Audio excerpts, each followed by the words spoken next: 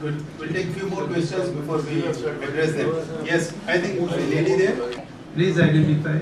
Yeah, I did not really understand what's the... Your name? Your name? Pragya. Yes, You sir. reach the MD level only after clearing your MBBS level. So I mean, what's the problem? You don't really forget your basic level of education okay. after, you know, you reach MD. Right. Okay, good. Specialists and there's a place for general practitioners also. You can't do away with either of them. You can't just say no super specialists and only GPs, or no GPs and only super specialists. I think everything has a place in the system and the scheme. So as a given demand and supply, one needs to allow the current market to shape exactly how many are needed where and for what situation. Yeah. Dr. Nidra Shiva, and because you've been associate MCI and MCI has been supposed to look at the medical curriculum. Because some of the things you said, your papa was, healing touch big and, sensitivity of the heart. The total absence of the word gender in our medical education, and expecting that the doctors who come out are gender sensitive and sensitive to the poor, sensitive to an illiterate person, and sensitive to someone who's coming and does not speak the same language, even the question of dialect.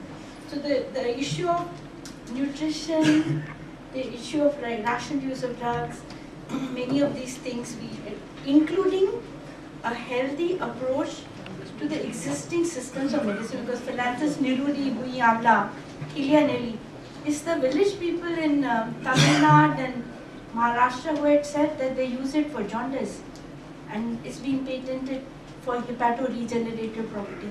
So the only people who have no clue about it are obviously medical doctors who are trained. So this thing was about some of this, and the second thing is that public health nurses, as Dr. Gupta, you had mentioned, that nurse practitioners and public health nurses, each time some of this thing comes, then IMA gets very unhappy. Yes. So, and when, like you were mentioning about the market, because the medical market is so distorted, the distortions by the medical lobbies, as you had shown in your slides, that the most costly drug is often the most prescribed and the brand leader. And if the doctors are going to be prescribing the most costly for anti-diabetes, anti-hypertension, and you need to take this medicine for the rest of your life, that the issue of cost of IME and the role of the other, like counselors, psychiatrists, which we have shortened, nurse anesthesia, as you said. So these are some of the concerns, and for liver,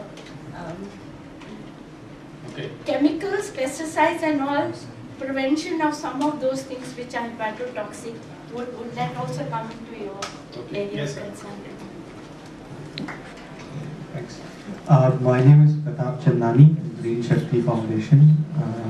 Two things. One is we support a lot of youth, 50,000 donors, all through internet and mobile. Now, many times when I had to handle requests, we found 25% of young donors fail because of antidepressants, antibiotics, underweight, sometimes also high smoking. That's number one. Number two, we also promote good health, a lot of cycling. Age group 14 till 66. And thanks, Dr. Sarin, you sort of illuminated my mind that liver is so central to all these problems. So, do you think it's a good idea? I suggest to all our riders more than 40 years of age to maybe plan the ride to IMBS and do a 5%. Just as a preventive. Anyway, just to know that this is... No, because you do it for about 1,000 rupees, I know, and anybody else would charge 4 times. Okay, yes sir. Sir, I retired from Ministry of Health last year.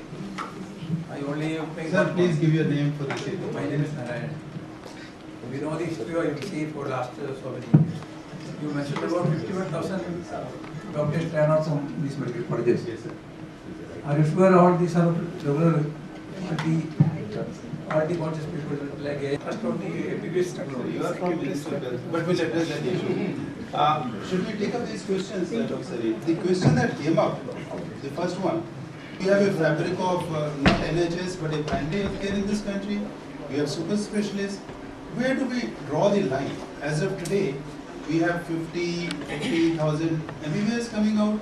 30,000 are stated to be becoming specialists in one way or the other. Is this enough? We need to change the ratio because we are looking at the future. And does everybody need to go to the specialist? Now, what is the balance in your view? All of you are going to listen to me? Yes. Sure. No, this is a very vital. So the way medical education before 2010 was a model which was a rocket model. Rocket model means 25,000 MBBS, 9,000 MD, 800 DM or NC. This was like this. So when we came, God gave us an opportunity to work in medical council, we made it into a cylindrical model. In America, there are 24,000 postgraduate seats, 16,000 undergraduate. It's like this. So all the Indians who do not get admission in MD, MS and their parents have money, they will go to America or from Europe or from Australia. India, it was reverse. So we said every MBBS has a right to become a postgraduate and study in India. So make a cylindrical model. How do you make a cylindrical?